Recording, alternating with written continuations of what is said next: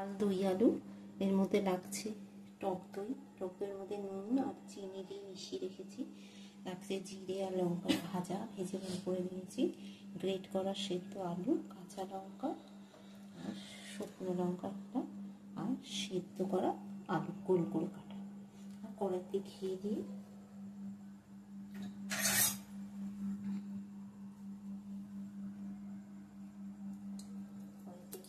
দিলাম।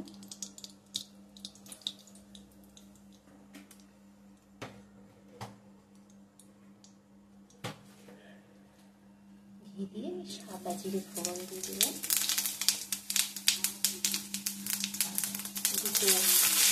কাঁচা লঙ্কা চিড়ে দিলাম আর একটু শুকনো লঙ্কা দিয়ে দিলাম।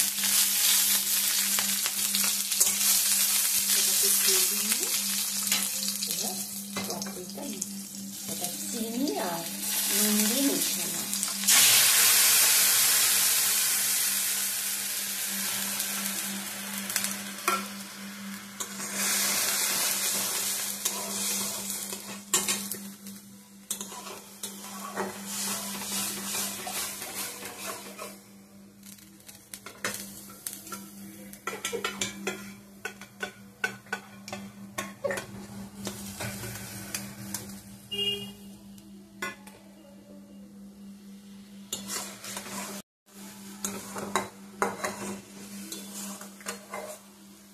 তুললে এর মধ্যে গ্রেট করা সেদ্ধ আলুটা দিয়ে দেবেন।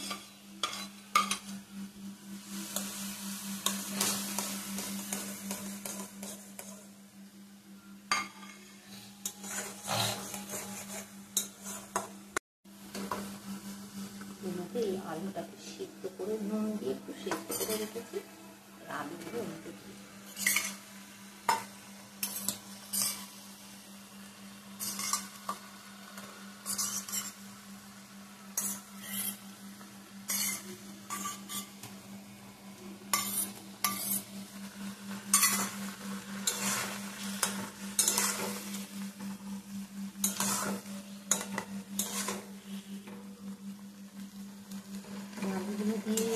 একটু নাড়াচাড়া করে শুকিয়ে গেলে এটা নামিয়ে নেব।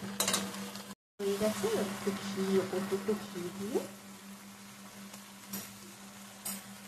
এটা নামিয়ে নেব। ওপর একটু মশলা করে দিয়ে হয়ে গেল আমার ঝাল দই আলু। এই উপর থেকে একটুখানি জিরে আর লঙ্কা ভেজে গুঁড়ো করে ওর মধ্যে একটু ছড়িয়ে দিলাম। এই ভিডিওটা যদি ভালো লাগে লাইক শেয়ার করে সাবস্ক্রাইব করে কমেন্ট করবেন। Thank you. একটু তৈরি করে খেয়ে দেখবেন, দেখে বলবেন, কমেন্ট করবেন।